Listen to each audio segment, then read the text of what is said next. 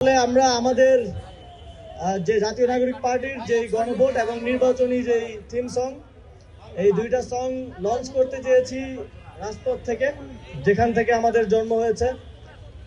আর আমরা খুব ফ্যান্সি ভাবে 5 স্টার হোটেল ভাড়া করে সেলিব্রিটিদেরকে এনে করতে পারিনি।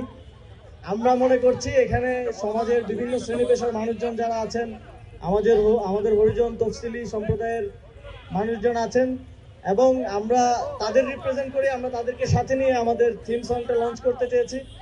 এমন কোনো জায়গায় লঞ্চ করতে চাইনি যেখানে তাদের অনুপ্রবেশের অধিকার নেই।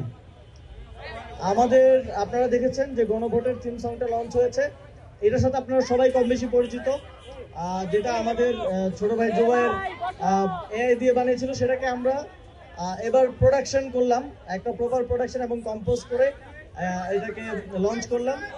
এখন লঞ্চ হবে আমাদের যেই জাতীয় নাগরিক পার্টির নির্বাচনী থিম সং, শাপলাকলির যে থিম সং, সেটা আমরা এই থিম সং এর মাধ্যমে আমাদের পার্টির এবং নির্বাচনে আমরা কি কি কনসেপ্ট নিয়ে আসতেছি এবং একই সাথে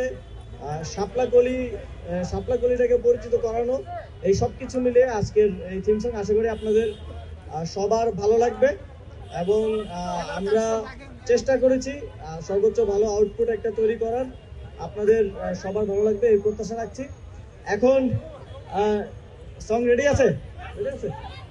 হ্যাঁ, এখন কাউন্টডাউন শুরু হবে। আমি নাগরিক